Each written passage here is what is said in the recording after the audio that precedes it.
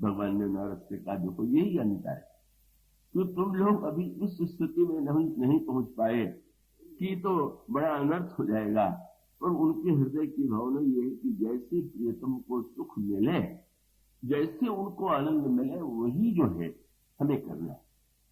और इसीलिए श्रीमद् भागवत में और भक्तों ने कहा कि भाई निजांगम पिया गोपियो ममेत समुपासते।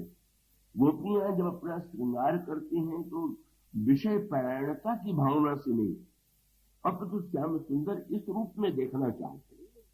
मानो ये जो पराकाष्ठा है समर्पण की, वही वहां है और यहाँ पर भी है। गोस्वामी जी ने स्वयं गीतावली रामायण में, गोस्वामी जी से बढ़कर के कोई मर्यादावादी लिखने वाला नहीं, पर गोस्वामी जी ने गीतावली रामायण में चित्र प्रस्तुत किया। हटक शिला अति विशाल, संकुल सुर तरु समाल, ललित लता जाल हरत छवि बतान की। मंदाकिन तटिन तीर मंजुल मृग विहंग भीर, ललित गुण गिरा गंभीर साम जान की। बिरचित परन साल अति विचित्र लखन लाल, निवसित जह नित्य कृपालु राम जाने की। और प्रभु ने केवल फूलों के गहने ही नहीं बनाए, वो जंगल में जाकर के गेरू और रंगीन जितनी मिट्टी थी वो ले आए और उसको घोल घोल करके वो ले करके श्री सीता जी के मुख पर श्रृंगार करने लगे। चित्रावली का निर्माण करते हैं तो स्वामी जी चित्र करते हैं। सी अंग लिखे धातु राग, सुमन निभूषण विभाग। फूल के आभूषणों से उन्होंने श्री सीता जी को पूरा सजाया, उनके मुख पर पत्रावली का निर्माण किया। और जब श्री सीता जी को तिलक लगाने लगे तो तुलसीदास जी ने पूछा, कैसा तिलक लगाया? का वो जो दिव्य रस है वो कोई वैश्विक सैंगारिक रस नहीं है, वह समर्पण का सुख, प्रियतम के सुख का सुख है।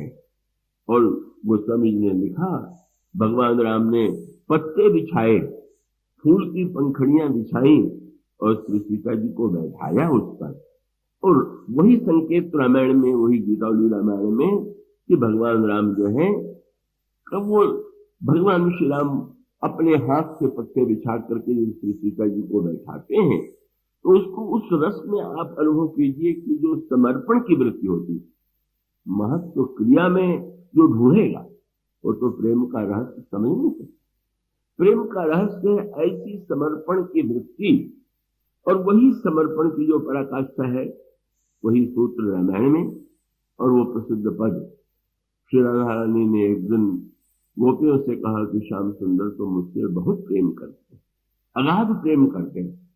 पूछ दिया कैसे पता कि बहुत प्रेम करते? तो पद लिखा हित हरिवंश जी महाराज ने, जोई भावे मुहे सोई करे प्यार।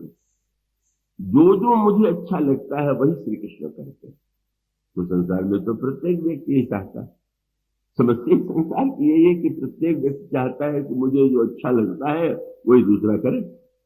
हर व्यक्ति केवल अपनी इच्छा ही की पूर्ति चाहता है। और राधा रानी भी कहती हैं कि मुझे जो अच्छा लगता है वही श्री कृष्ण करते हैं। लेकिन अगला वाक्य रहस्य प्रकट कर देता है। गोपियों ने कहा, दो चार घटना सुनाइए कि आपने क्या क्या चाहा और कृष्ण ने कैसे किया। श्री राधा जी चुप, बोल ही नहीं रहे। गोपियों ने कहा, बोल क्यों नहीं रहे? उनका सखी, इस प्रश्न का उत्तर देना असंभव है। क्यों संभव है? बोले, जोई भावे मोहे सोई करे प्यारो, लेकिन जो प्यारो करे सोई मोहे भाव। समस्या ये है कि कृष्ण जो करते हैं वही मुझे अच्छा लगने लगता है। मानो इसलिए वो हित हरिवंश जी महाराज बड़े प्रसिद्ध संत हुए हैं, उन्होंने यही कहा कि हित हरिवंश हंसिन हंस श्यामल गौरव, कहो करे कौन जल तरंगन न्यारो। जल और तरंग को कोई क्या अलग करेगा? और गोस्वामी जी कहते, विरार्थ जल बीच सम कहियत भिन्न भिन्न, बंधु सीताराम पद जिन्हीं परम प्रिय खिन्न। जल में आप देख रहे, जल शांत है और उन जल में लहरें उठने लगे। लहरों की एक अलग शोभा है, पर उस जल और तरंग में जैसे कोई भेद नहीं। वही वस्तुतः इन दोनों में इतनी अभिन्नता है जो जल और तरंग की भांति है, इसका संकेत। तो पूरे प्रसंग में समर्पण की पराकाष्ठा है, प्रीतम के सुख की पराकाष्ठा है। अभिमान मिटाने का ये प्रसंग है, अभिमान के संदर्भ के इस रूप में व्याख्या का ये प्रसंग नहीं।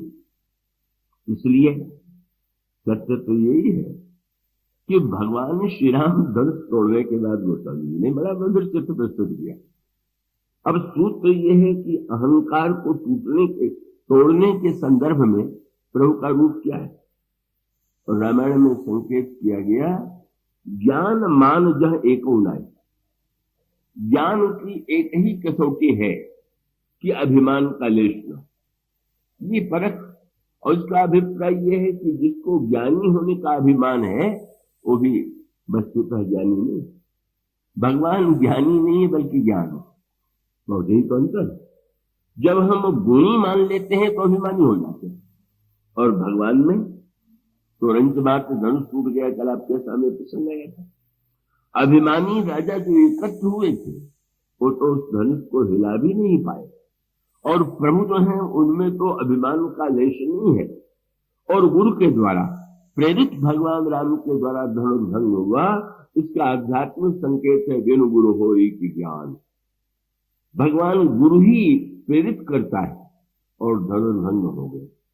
मानो ज्ञान की महिमा है कि वो ज्ञान की महिमा वही है कि जब वो अभिमान समाप्त कर दे, अभिमान विनष्ट हो जाए। और उसके बाद लोगों ने कहा कि ज्ञान कितना श्रेष्ठ है, वही उसके बिना तो जनकपुर वासियों का दुख दूर नहीं हुआ। पर भक्त बड़ी भावना से कहते हैं कि हाँ, धनुर्भंग तो प्रभु ने किया, पर जयमाल तो श्री किशोरी जी के कर कमलों में। श्री किशोरी जी एक से दो बन करके, एक ने ज्ञान में रूप धारण किया और दूसरे ने भक्ति रूप धारण किया। मानो ज्ञान और भक्ति का सामंजस्य बता दिया गया। क्या बोले, ज्ञान के बाद अभिमान के नष्ट होने पर भी जयमाला जो है वो तो भक्ति देवी के ही कर कमलों में। प्रमाण पत्र तो उन्हीं के द्वारा मिलने वाला है। और इसलिए जब वे पहनाने के लिए जाती हैं और वो प्रभु का सौंदर्य देखती हैं तो जाई समीप राम छवि देखी, रही जनु कुंवरी चित्र और रेखी, चतुर सखी लगी कहा बुझाई, वही रावहु जयमाल सुहाई। चतुर सखियों ने कहा जयमाल पहनाइए। और सुनत जुगल कर माल उठाई। लेकिन श्री सीता जी की दशा क्या है, हाथ उठा हुआ है और प्रेम विवश पहराए नहीं जाए। रूप दर्शन में इतनी विभोर हो गई कि पहराया नहीं जा रहा। मानो संकेत यही है, प्रभु तो सिर झुकाए खड़े हैं। जयमाल तो पहनने का उसी को अधिकार है कि जो सिर झुका सके। ज्ञान की शोभा यही है कि उसने अभिमान को मिटा दिया है। इसकी कसौटी यह है कि उसको झुकने में संकोच न हो। आप सोचिए, परशुराम जी के सामने वो झुकने को प्रस्तुत है, वो तो संसार में सबके सामने झुक जाते हैं। यही तो उनकी परिपूर्णता है। न झुकना तो अभिमान का स्वभाव है। पर जब विलंब होने लगा तो मानो यूं कह सकते हैं कि प्रभु को लगा जब वो तो दृश्य देखने वाले इतना विलंब हो रहा है, क्यों हो रहा है। तो मानो श्री किशोरी जी की सखियां कह सकती हैं कि आपने भी तो धनुष तोड़ने में बहुत विलंब लगाया है, तो थोड़ा विलंब इसमें भी सही। और प्रभु का संकेत था कि मैं तो युगों तक आपके सामने सिर झुकाए खड़ा रहूंगा। मुझे कोई आपके सामने नमन करने में संकोच नहीं है। पर संकोच एक ही है कि भक्ति देवी के कर कमलों में पहुंच करके भी मेरे हृदय तक पहुंचने में अगर विलंब लग जाए तो भक्ति की मर्यादा के अनुकूल नहीं है। ज्ञान में विलंब, पर भक्ति में विलंब कैसा। और सीता जी प्रेम से उनके कंठ में जयमाल पहना देती हैं। यह ज्ञान और भक्ति का मिलन है, अभिमान का समापन है। तो उसका अभिप्राय केवल इतना है कि सस्ती भावुकता का भी दो रूप। एक उसकी गहराइयों में बैठ करके उसके अंतरंग रस का अनुभव कीजिए। तो विवाह प्रसंग को आप जब इस दृष्टि से देखेंगे अभिमान विनष्ट हो गया, स्वयं संचित हो गया, बुद्धि की जड़ता दूर हो गई और तब बचा चित्त। और जब चित्त बचा तो अब गोस्वामी जी ये जो कोहबर है, कोहबर तक पहुंच जाए तो ही ठीक है, क्योंकि उसके पश्चात फिर बारात आती है। बारात आने के पश्चात उस बारात का उद्देश्य भी यही है। जब धनुष टूट गया, अभिमान विनष्ट हो गया, तो जनक जी ने जाकर के विश्वामित्र को प्रणाम किया और ये कह दिया कि मनु कृत्य कीन दो भाई। महाराज, इन दोनों भाइयों ने हमें कृतकृत्य कर दिया। ये कृतकृत्य शब्द है आध्यात्मिक भाषा में परिपूर्णता का बोधक। व्यक्ति का कुछ न कुछ कर्तव्य शेष रह जाता है, पर जब व्यक्ति को ये लगे कि नहीं अब कुछ नहीं कर रहा, जनक की ऐसी स्थिति हो गई। इसका अभिप्राय कि अभिमान जब तक है तभी तक करने के लिए प्रेरित किया जा सकता है, जब मैं ही नहीं है तो करने का क्या प्रश्न है। तो विश्वामित्र जी ने कहा कि अब कर्तव्य तुम्हारा तो नहीं, पर तुम दूत अयोध्या भेजो और वहां से दशरथ बारात लेकर के आ गए और फिर मंडप में तुम कन्यादान दो। तुम जो तो महाराज जनक को कन्यादान करने का अधिकार कैसे होगा कि जब धनुष के द्वारा तोड़ करके उन्होंने विजय प्राप्त करके पा लिया, तो अब जो विजय में प्राप्त वस्तु है उसका दान कैसा। लेकिन यही तो प्रभु की उदारता है। क्या कैसे जीव उन्हें प्रसन्न करे। तो मानो प्रभु ने श्री सीता जी के रूप में स्वयं को ही जनकपुर में भेज दिया। हमारी ही शक्ति को हमें अर्पित कर दीजिए, हम इतने में प्रसन्न हो जाएंगे। मानो इस भावना से ही तो श्री सीता जी के रूप में वहां पर प्रभु प्रकट हुए हैं। और वो जो समर्पण की एक दिव्य अनुभूति है, वो जो संचार है, उसमें सम्मिलित मानो संकेत है कि आप तो कृतकृत्य हो गए, लेकिन अयोध्यावासी तो वंचित रह गए। महाराज दशरथ तो वंचित रह गए। इस आनंद में प्रत्येक को सम्मिलित तो कीजिए। विवाह के अवसर पर प्रतिवर्ष ही भक्त विवाहोत्सव मनाते हैं, रामनवमी मनाते हैं। तो एक भक्त ने भगवान राम के विवाह का उत्सव मनाने के लिए मंडप सजाया, बांस से फूल पत्तियों से। किसी व्यक्ति को देख के हंसी आ गई, उसने यही कहा, क्या जनक का मंडप बांस का बना हुआ था क्या? ये तुम कागज की झंडियां लगा करके, फूल लगा करके, पता नहीं है वो स्वर्ण और मणियों से जटित मंडप था। और वो विवाह तो हो चुका, अब ये मंडप क्या बना रहे हो? भक्त ने यही कहा। तो वो मंडप सोने हीरे मोती सब का था, बहुत सुंदर था, और उस मंडप में एक कमी थी, इसलिए हमको ये मंडप बनाना पड़ा। जनक के मंडप में कमी रह गई, तुम उसे दूर करोगे? क्या कमी रह गई? उसने यही कहा, उस विवाह के मंडप में जनक थे, दशरथ थे, वशिष्ठ थे, सतानंद थे, विश्वामित्र थे, सब थे, लेकिन मैं नहीं था, यही कमी थी। और जब तक हम न सम्मिलित हो तो हमारे लिए क्या लाभ है?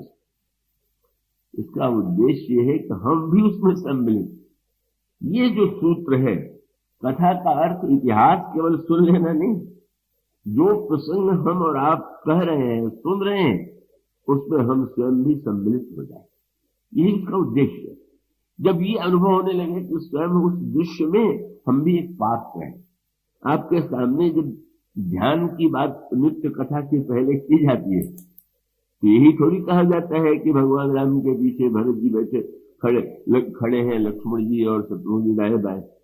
यह भी तो कहा जाता है कि हम सब उसी सभा में बैठे हुए। अगर वो ध्यान केवल वह हो कि श्री राम त्रेता युग में कैसे बैठे, तो उसका भी आनंद है। लेकिन उस सभा में हम और आप भी जब बैठ जाए, और ये बैठ जाने का अभिप्राय यह है कि हम भगवान के सामीप्य का अनुभव करें। ये जो विवाह है, जहां पर दूरी नहीं है, पर इतनी बड़ी दूरी जीवन में बन गई, इसी की किशोरी जी ने ये जो कोहबर है उसमें हमें शिक्षा प्रदान की।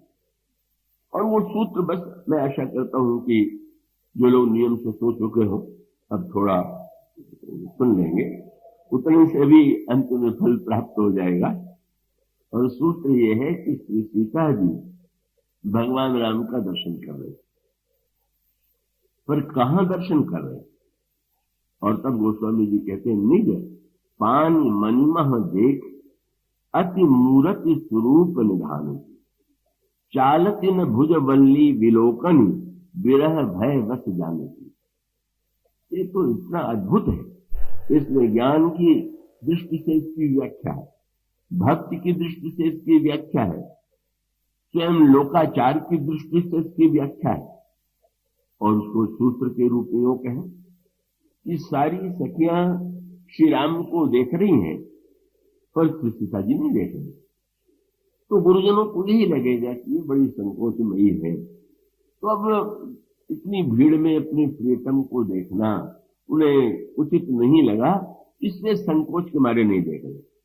वो उसमें उनको श्री सीता जी का शील दिखाई देता, पर ज्ञानी और भक्त के लिए तो उसमें बड़े महत्व के सूत्र हैं, और वो 2 सूत्र हैं, और वो 2 सूत्र का वेदांत का सूत्र यह है, लिखा हुआ है कि श्री सीता जी को डर लग रहा है कि कहीं प्रभु से मेरा वियोग न हो जाए।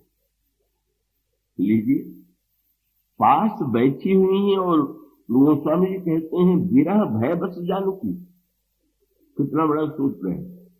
बोले ईश्वर से वियोग जो होता है, क्या किस रूप में होता है? ईश्वर दूर चला जाए, संसार में तो किसी से वियोग होता है जब कोई आपसे दूर चला जाए, तो क्या ईश्वर से जो वियोग होता है वो भी ईश्वर के दूर चले जाने से होता है क्या? ईश्वर तो दूर जा ही नहीं सकता, तो भी वियोग कब होता है? श्री सीता जी ने बोला, ज्ञानी कहते हैं शिक्षा दे दिया। श्री सीता जी कहां देख रहे हैं? हाथ के मणि के कंकण में, कंकण के मणि में, और हाथ को भी नहीं हिलने दे रहे, और नेत्र की पलकों को भी नहीं हिलने दे रहे। मानो ईश्वर का वियोग ईश्वर के चले जाने से नहीं होता। या तो हमारी ज्ञानेन्द्रिय चंचल हो जाए या कर्मेंद्रिय चंचल हो जाए। सूत्र यही है। हमारी दृष्टि कहे नेत्र चली गई तो ईश्वर का दिखाई देना बंद हो गया, उसको अभियोग कह लीजिए। या हम और किसी काम काज में लग गए, ईश्वर का ध्यान नहीं रहा तो ईश्वर से वियोग हो गया। मानो श्री सीता जी कहती हैं उनको पास में रखने के लिए, उनको दूर जाने का अभिप्राय केवल इतना है कि हमारे हाथ जो है वो कर्मेंद्रिय और नेत्र जो है वो ज्ञानेन्द्रिय, और उसका अभिप्राय है कि पूरी तरह से जब हमारा कर्म ईश्वर के प्रति अर्पित होता है और हमारी दृष्टि उनकी ओर होती है तो हम ईश्वर के निकट होते हैं, और जब नहीं होती तो भी निकट होते हुए दूरी का बोध होता है। और भक्तों ने एक दूसरा शब्द उसमें पकड़ लिया, उनका निज पान। ये निज शब्द जो है ये भक्ति का सर्वस्व है। उमा शंकर जी ने विस्तार से व्याख्या की होगी निर्गुण से सगुण बनाने की, पर सगुण के साथ भी भक्त एक वस्तु के लिए इच्छुक। कि श्री सीता जी जो है भगवान राम को देख क्यों नहीं रहे? तुलसीदास जी ने कहा निज पान, और उसका अभिप्राय है कि जब तक वह ईश्वर सबका है तब तक कोई ईश्वर दूसरे प्रकार का, उस ईश्वर को निज बना लेना यही भक्ति साधना का सर्वस्व। हमारा आपका निजी ईश्वर, और इसलिए गोस्वामी ने शब्द चुना निज पान। श्री सीता जी का संकेत यह है कि जब तक ईश्वर हमारा अपना नहीं हो जाता और हमारे ही कर कमलों में नहीं आ जाता, हमारे ही जीवन में स्वयं अपनत्व, ये निज शब्द जो है रामायण में सर्वत्र जो है भक्तों के प्रसंग में मिलेगा। भक्त की एक ही भावना है। लक्ष्मण जी जब बोलेंगे तो यही कहेंगे कि प्रभु, लोग कहते हैं कि आप सारे संसार के स्वामी, लेकिन सुर नर मुनि सचराचर साईं, लेकिन मैं ये मान के आपसे नहीं पूछ रहा हूं। तब बोले मैं पूछूं निज प्रभु की नहीं, आप मेरे निजी स्वामी। ये जो नियत्व है भक्ति का अभिप्राय ये है, कर्म का उद्देश्य है कर्म फल को कैसे भोगें इसकी ओर संकेत करना। ज्ञान का उद्देश्य है कर्म की ओर से निरपेक्ष हो जाना। पर भक्त कहता है भगवान को अपना बना लो, और अपना बना लो ये निज शब्द, मैं पूछो निज प्रभु की नहीं। और भरत जी महाराज बड़े विनम्र हैं, पर जब प्रभु के विषय में बोलते हैं तो उनके मुंह से भी एक वाक्य निकलता है, क्या? बोले मैं जानू निज नाथ स्वभाव। प्रभु यही कह सकते थे प्रभु मेरे स्वामी है? बोले नहीं, मेरे निजी स्वामी। और उसका अभिप्राय ये है, ईश्वर क्या हमें अपना लग रहा है क्या? अगर वो ईश्वर सबका है तो स्वाभाविक है, वो तो स्वतंत्र नहीं है, कर्म का फल जैसा है वैसा ही भोगना पड़ेगा। पर ईश्वर को जब हम निजत्व से जोड़ लेते, प्रत्येक को, श्री सीता जी के संदर्भ में भी वही है, निज पानी मनि मह, लंका में बैठी हुई है तो निज पद नयन दिए मन। ये निजत्व जो है भक्ति की पराकाष्ठा है। जब हम भगवान को ये कह सकें कि ये तो मेरे निज के भगवान, और उधर से क्या उत्तर मिलना चाहिए? भगवान भी जब आपको निज मान ले, तो पूर्णता तब है जीवन की कि हम भगवान को निज बना लें और भगवान भी हमें अपना निज मान ले। इसीलिए जो भरत जी और हनुमान जी से मिलन हुआ, लंका विजय के बाद लौट करके आने का संदेश लेकर के हनुमान जी आए, हनुमान जी और भरत जी का मिलन हुआ। तो हनुमान जी से भरत जी ने कहा कि महाराज आपने तो संदेश सुना करके ऋणी बना दिया है, लेकिन अब कथा थोड़ी और सुना दीजिए। उन्होंने लिखा कि नहीं ता तो उरुण में तो ही अब प्रभु चरित्र सुनाओ। हनुमान जी ने कथा भी सुना दिया, पर हनुमान जी को लगा कि भरत जी कथा सुन के पूरे प्रसन्न नहीं हुए, तो अब नहीं रहा गया। पूछने लगे कि कभी प्रभु ने मेरा स्मरण किया था क्या? आप तो बहुत दिन साथ में रह करके आए। अरे वो तो आपकी प्रशंसा करते हुए अघाते नहीं, वो तो कहते हैं भरत के समान न त्यागी न कोई विरागी न विवेकी संसार में कोई हुए ही नहीं। कि भरत जी ने यही कहा कि ना, इससे मुझे थोड़ी संतोष होगा। संतोष क्या होगा? बस एक बात बता दीजिए, क्या?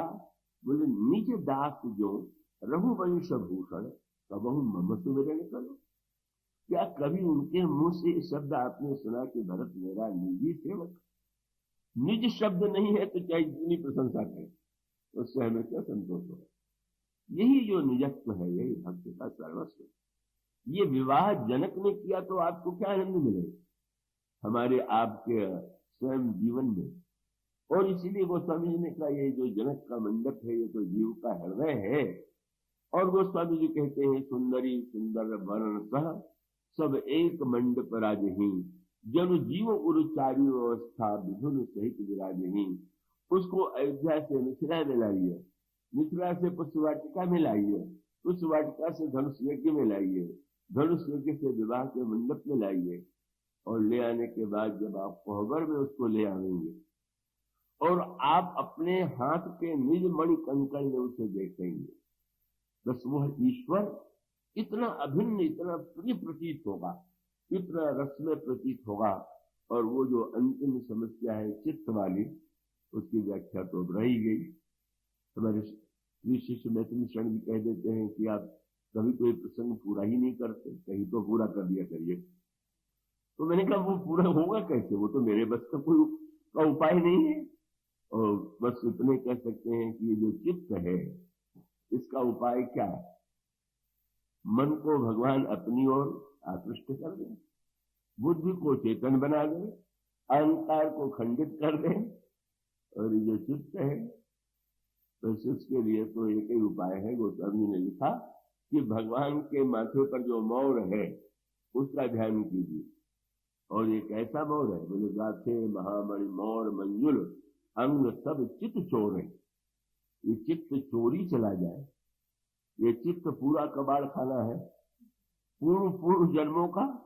यानी क्या क्या इसमें संग्रहित।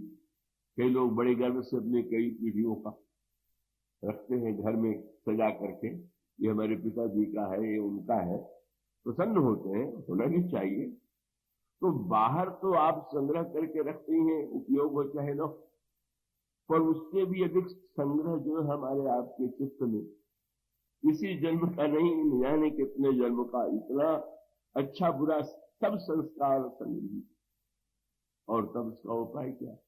जैसे कोई बहुत संपत्ति संग्रहित करे और चोर आके चुरा ले जाए, इसी प्रकार से योगियों ने कहा चित्त वृत्ति का निरोध करो, पर भक्तों ने कहा कि कहीं भगवान आकर के ये चित्त का कबाड़ खाना उठा ले जाए, पूरा चोरी कर ले, सब उठा ले जाए।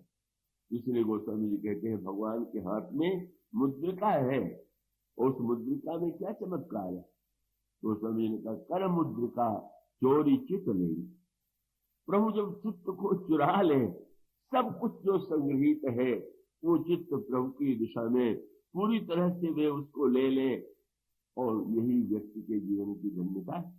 इसलिए ये अनंत विवाह का प्रसंग जो है वो तो न कभी समाप्त होने वाला प्रसंग है, अधूरा ही रहेगा।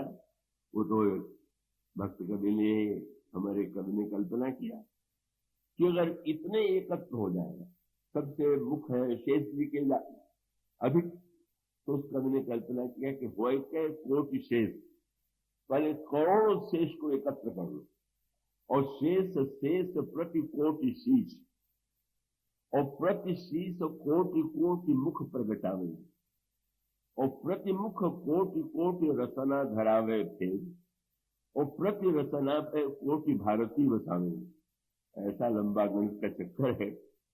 प्रति रचना पे कोटि भारती बसावेंगे, और कल्प निरंतर अनंतर अनंत योनि, जन्म लय अनंत जो अनंत गुण गावेंगे, रसिक बिहारी सीता रामचंद्र जी के कहू, चरित अपार को ने कुपार पावे।